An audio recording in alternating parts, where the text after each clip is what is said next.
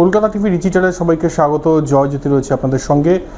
আজকে একটু আলোচনা করি যে আইপিএল তো এখন শুরু হয়নি, তবে আইপিএল শেষ হয়ে গেলে কারা কারা অবসর গ্রহণ করতে পারেন, কোন কোন ক্রিকেটার অবসর গ্রহণ করতে পারেন। 28শে মার্চ থেকে আমরা জানি আইপিএল শুরু হচ্ছে।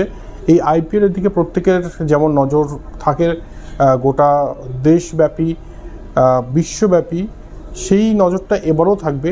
তবে আজকে আমরা একটা এক্সপেরিমেন্ট করছিলাম যে কোন কোন ক্রিকেটারদের এটাই শেষ আইপিএল হতে চলেছে, যা আমাদের সূত্র বলছে। আসলে কিছু কিছু নামের ক্ষেত্রে কোনো প্রেডিকশন খাটে না, কোনো কিছুই খাটে না। প্রথম নামটা মহেন্দ্র সিং ধোনি, 45 বছরে পড়তে চলেছেন। মহেন্দ্র সিং ধোনিকে গত 5 বছর ধরে ওই আইপিএল যখন শেষ হয়ে আসে তখন ওই একটা প্রশ্নই করা হচ্ছে যে এটাই কি আপনার শেষ আইপিএল। যখন তিনি আইপিএল ট্রফিটা জিতে যান তারপরেও এই প্রশ্নটাই করা হয় যে এটাই কি আপনার শেষ আইপিএল।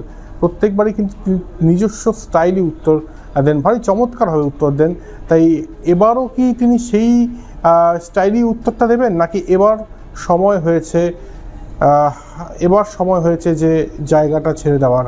মহেন্দ্র সিং ধোনি থাকুক বা না থাকুক, মহেন্দ্র সিং ধোনি বকলমে ক্যাপ্টেন থাকবেন, কারণ মহেন্দ্র সিং ধোনির যা কন্ট্রিবিউশন চেন্নাই সুপার কিংসে সেটা ইমেন্স, সেটা বলে শেষ করা যাবে না। প্রথম মরশুম থেকে দেখছি মহেন্দ্র সিং ধোনি মানে কি চেন্নাইতে কি সেটা বলে বোঝানো যাবে না। আমার একটা পার্সোনাল এক্সপিরিয়েন্স রয়েছে যে একবার আইপিএল ফাইনাল কভার করতে গিয়েছিলাম চেন্নাইতে। সেখানে সানরাইজার্স হায়দ্রাবাদ বনাম কলকাতা নাইট রাইডার্সের ম্যাচ ছিল আইপিএল ফাইনাল 2024-এ।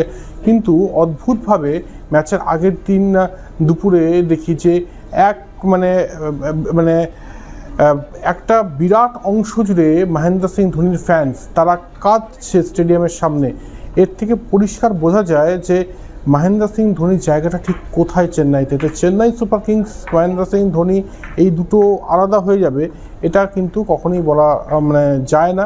তবে আমরা আন্দাজ করতে পারি আর কত, 45 তো হয়ে গেল, হতে চললো।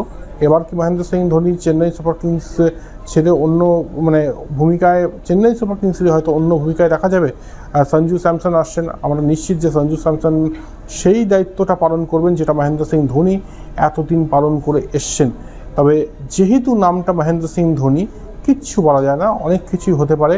এবং মহেন্দ্র সিং ধোনি নিজে বলেছেন যে আমি যদি হুইল চেয়ারেও বসে থাকি তাহলেও আমি হয়তো ক্যাপ্টেন্সি করবো চেন্নাই সুপার কিংসের। কাশী বিশ্বনাথনও বলছে যে মহেন্দ্র সিং ধোনি আর চেন্নাই সুপার কিংস দুটি একেবারে অবিচ্ছেদ্য অঙ্গ।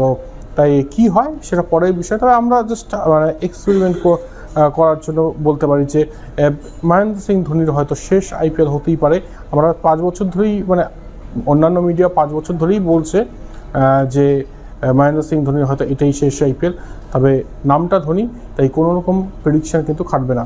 আরেকটা নাম যেটা বলবো সেটা হচ্ছে যে আজিঙ্ক রাহানেও বহু বছর ধরে আইপিএল খেলছেন, রাজস্থানের ক্যাপ্টেন্সি করেছেন। এটা বলা হচ্ছিল এবার কি কলকাতা নাইট রাইডার্সের ক্যাপ্টেন্সি তিনিই করবেন। আমাদের সূত্র বলছে কলকাতা নাইট রাইডার্সের ক্যাপ্টেন্সি আজিঙ্ক রাহানেই করবেন। তবে রাহানে যদি পারফরমেন্স দিতে না পারেন এবার, গতবারের মতো আবারও যদি হতাশ করেন, তাহলে রাহানের ক্ষেত্রেও কিন্তু শেষ আইপিএল হতে পারে এই আইপিএল। তাই অত্যন্ত গুরুত্বপূর্ণ হতে চলেছে আজিঙ্ক রাহানের ক্ষেত্রে এই আইপিএল। রাহানের পরে আর কোন নাম আসছে? সুনীল নারিন, যথেষ্ট ইউটিলিটি ক্রিকেটার। 2024-এ কেকেআর চ্যাম্পিয়ন হয়েছে বা যে কটা আইপিএল ট্রফি জিতেছে, সুনীল নারিন কিন্তু একটা পিভোটাল রোল প্লে করেছেন। সুনীল নারিন বিশেষ করে 2024 এবং 2014 যদি বলি, দুর্ধর্ষ পারফরমেন্স সুনীল নারিনের। তাই এটাই বলবো যে সুনীল নারিন বয়সটা তো আর থেমে থাকছে না, বয়সটা তো বাড়ছে ক্রমশ। তাই এখন সুনীল নারিনের 38 বছর বয়স, এই বয়সটা কিন্তু বাড়তেই থাকবে। তাই এটাই বলবো যে সুনীল নারিনের ক্ষেত্রেও কিন্তু প্রশ্নচিহ্ন চলে আসবে যদি তিনি পারফর্ম করতে না পারেন, যে এটাই কি তার শেষ আইপিএল কিনা। আরও একটা নাম আসছে, ইশান্ত শর্মা। মনে পড়ছে 2008 সালের কথা, কলকাতা নাইট রাইডার্সের জার্সি গায়ে তিনি ছুটছেন। সেই 2008 থেকে 2026 হতে চলল, তিনি এখনও রয়েছেন, এখনও নট আউট রয়েছেন।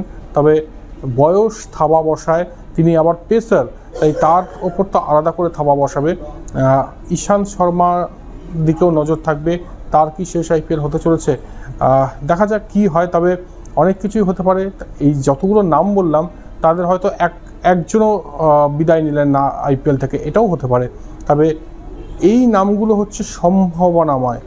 যদি এই নামগুলোর মধ্যে কাউকে দেখেন যে অবসর নিয়ে ফেললেন এই আইপিএলের পর, তাহলে কিন্তু অবাক হওয়ার কিচ্ছু থাকবে না।